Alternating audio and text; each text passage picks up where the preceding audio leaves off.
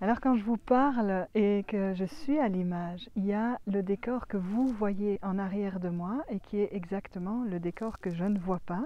Par contre, par ailleurs, le décor merveilleux que je vois avec les montagnes qui se dessinent, avec ce contre-jour et tous ces grisés, ces bleutés, la brume dans le fond de la vallée. Et en fait, ça montre quoi? Ça montre que ce que je vois, ce à quoi j'ai accès, eh bien, c'est exactement ce à quoi l'autre n'a pas accès et vice-versa. Et dans une relation, souvent, c'est de ça qu'il s'agit. C'est-à-dire que je vais te parler de ce que tu vois, de ce que je vois, et puis tu vas me dire non, non, mais c'est pas du tout comme ça, et tu vas me parler de ce que tu vois. On appelle ça la différence des points de vue. C'est que chacun est dans sa fenêtre du monde, dans sa représentation d'une même situation. On est au même endroit, où on est dans la même relation, mais notre vécu, notre perspective, notre angle de vue est totalement différent. Et c'est là qu'il y a des problèmes de compréhension et de communication, parce que nous pensons que nous parlons de la même chose, et en fait, on parle de chacun notre point de vue à partir de notre nombril, de notre vision du monde. Ce qui est super intéressant dans la relation pour rencontrer l'autre, c'est de garder la curiosité allumée. Pas le jugement qui dit « mais non, c'est pas de ça que je te parle, c'est pas du tout de ça, tu comprends rien », ça c'est vraiment le jugement.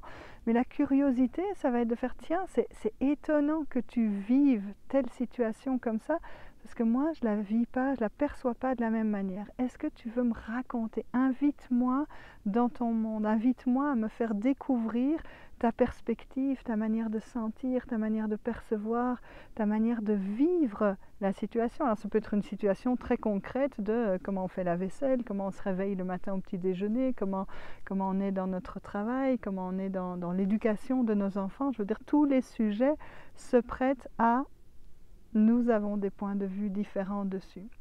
Et la curiosité, c'est ce chemin très fragile et très précieux, mais qui va m'inviter à sortir de ma zone de confort, de ce que je connais, de ce que je sais, de ce que je vois, pour rentrer dans l'univers de l'autre. Alors on appelle ça mettre les lunettes de l'autre, marcher dans les chaussures de l'autre. Il y a plein d'expressions qui invitent à ça, mais une clé que moi je retiens, c'est quand je me sens dans le jugement, en faisant mais non, c'est pas du tout c'est pas ça que je veux dire, et que je vais juger l'autre sur son incompréhension, de revenir dans la curiosité. Tiens, je vis pas les choses de la même manière, veux-tu m'expliquer davantage? Et d'ouvrir une porte qui soit avec suffisamment de sécurité pour que la personne en face puisse prendre le risque de se dire, dans sa vision, dans sa perception, dans sa manière de vivre les choses, sans se sentir jugé, disqualifié, agressé, et de faire attention à ne pas appuyer sur cette blessure très rapide de tu n'es pas comme il faut. C'est une blessure d'incompétence. Tu n'as pas dit comment il fallait, tu n'as pas perçu comment il fallait.